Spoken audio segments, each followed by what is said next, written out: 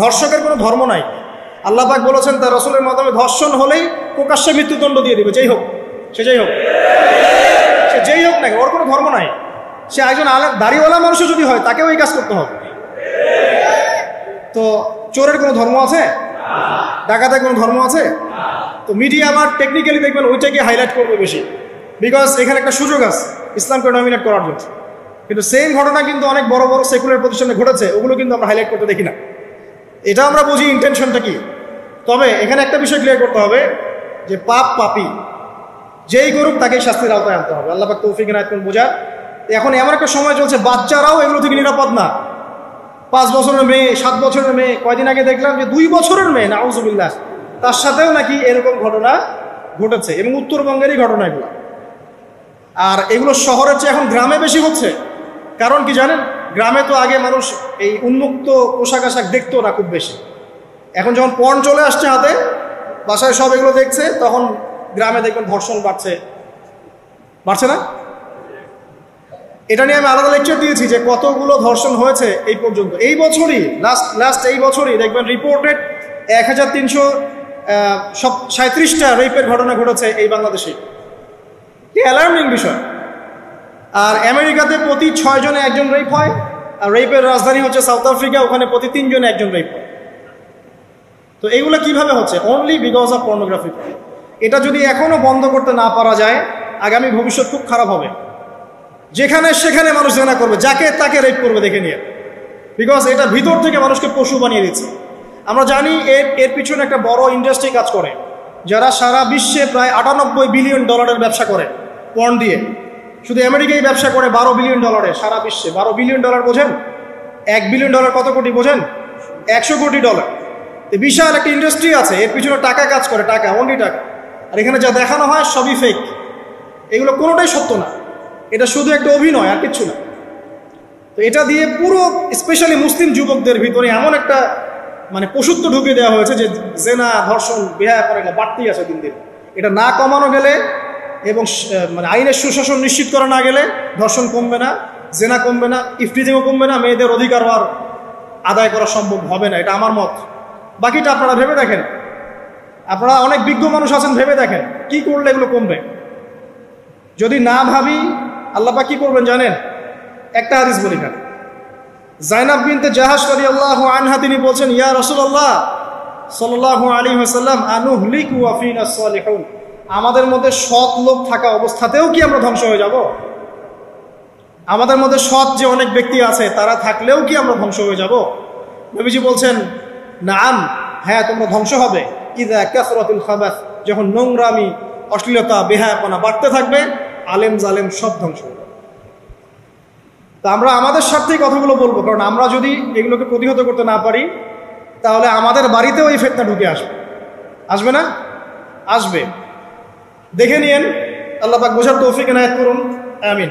তো কওমে লূতকে আল্লাহ পাক কি করেছেন? সুন্দর বালকের রূপে এই জিবরাইল আর মিকাইল আলাইহিস সালামকে পাঠিয়েছেন। এখন লূতের লোকরা বলছে যে তোমার ঘরে যে মেহমান 2 জন এসেছে ওদেরকে আমাদেরকে দাও। নাউজুবিল্লাহ, বুঝতে পারেন নাই?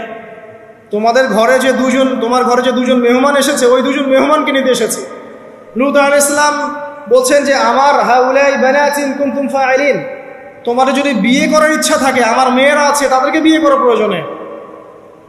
একজন নবী তার মেয়েকে বিয়ে দিতে যাচ্ছেন, তাও তোমরা এই পথে যেও না। তখন এই কওমে লূতের লোকরা বলছে, তুমি খুব ভালো করেই জানো হে লূত আমরা কি জন্য এসেছি। তখন তিনি বলছেন, আলাইসা মিনকুম রাজুলুন রাশীদ, তোমাদের মধ্যে কি একজনও ভালো মানুষ নাই?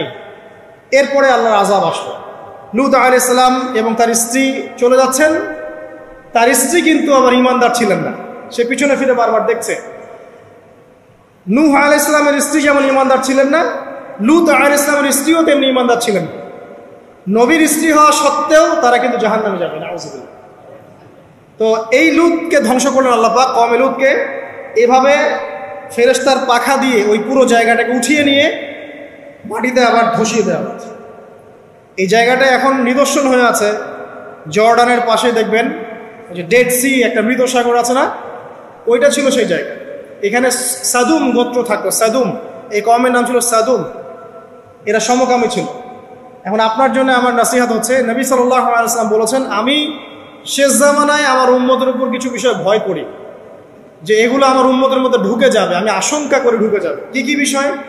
1 নাম্বার, যে আমি আশঙ্কা করি যে আমার উম্মতের মধ্যে মূর্তি পূজা ঢুকে যাবে, মুসলিম কিন্তু স্ট্যাচু ওয়ার্শিপ করবে। 2, আমি আশঙ্কা করি আমার উম্মতের মধ্যে রিয়া ঢুকে যাবে। রিয়াটা কি? লোক দেখানো আমল। রিয়া কি? লোক দেখানো আমল। আমি আশঙ্কা করি যে আমার উম্মতের মধ্যে সমকামিতা ছড়িয়ে পড়ে নাই? এগুলো নবী সাল্লাল্লাহু আলাইহি ওয়াসাল্লামের আশঙ্কা ছিল। দেখেন সবগুলো এখন বাস্তব হয়ে গেছে। আল্লাহ রাব্বুল আলামিন এই সমকামিতার পাপ থেকে আমাদেরকে হেফাজত করুন। এভাবেই ইতিহাস রিপিট হয়েছে। আল্লাহ পাক এদেরকেও ধ্বংস করেছেন। এর আগে আল্লাহ পাক নূহ আলাইহিস সালামের কওমকেও ধ্বংস করেছেন। কি কারণে? তারা লাত, এই যে ইয়াগুস, ইয়াউক, নাসর এরকম কিছু স্ট্যাচু ওয়ার্শিপ করত। এক পর্যায়ে আল্লাহ রাব্বুল আলামিন 950 বছর দাওয়াত দিয়েছেন নূহ আলাইহিস সালাম তার কওমকে। 950 বছর দাওয়াত দেওয়ার পরেও তার কওম যখন আল্লাহর আনুগত্য করলো না, আল্লাহ রাব্বুল আলামিন মহা প্লাবন দিয়ে তাদেরকে ধ্বংস করে দিয়েছে। এভাবেই যুগে যুগে ইতিহাস রিপিট করেছে। আমাদের নবী মুহাম্মদ সাল্লাল্লাহু আলাইহি ওয়াসাল্লামের সময়ও এই হিস্ট্রিটাই ছিল। আবু জাহেল, আবু লাহাব, উতবা, শাইবা যারা ছিল, তারা মূলত সমাজটাকে দ্বিখণ্ডিত করে ফেলেছিল, খণ্ডে খণ্ডে ভাগ করে ফেলেছে।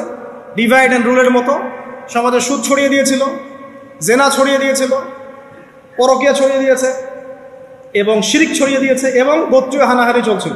এরকম একটা অবস্থায় নবী সাল্লাল্লাহু আলাইহি ওয়াসাল্লাম ওই সমাজের মধ্যে আসেন নবী হিসেবে। এসে মাত্র 23 বছর সময় নিয়েছেন। কত বছর? মাত্র 23 বছর। আমাদের তো সমাজ সংস্কারের শতাব্দী পার হয়ে যাচ্ছে। এক একটা রেভলিউশন দেখবেন শতাব্দী পার হয়ে যাচ্ছে, কিন্তু কোনো আলটিমেট রেজাল্ট নাই। নবী সাল্লাল্লাহু আলাইহি ওয়াসাল্লাম 23 বছর সময় নিয়েছেন, মাত্র 23 বছর। এই 23 বছরে কোরআন এবং হাদিস এই দুটোকে হাতে নিয়ে নবী সাল্লাল্লাহু আলাইহি ওয়াসাল্লাম সমাজের প্রত্যেকটা জাহিলিয়াত উপর থেকে সরিয়ে দেন নাই, শেকড় থেকে উপরে ফেলেছেন।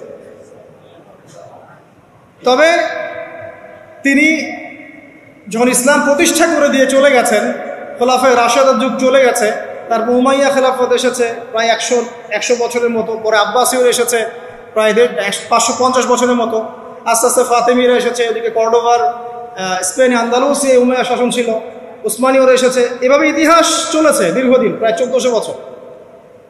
শেষ পর্যায়ে গিয়ে নবী সাল্লাল্লাহু আলাইহি ওয়াসাল্লাম নিজের ফিকির, নিজের কবরের ফিকির, নিজের এলেম, নিজের আমল, নিজের পরিবার, নিজের রিজিক, যাদের জন্য হারামে যাচ্ছেন, কেউ সাথে যাবে না, আপনার গার্লফ্রেন্ড, না আপনার বউ বাচ্চা, কিচ্ছু না।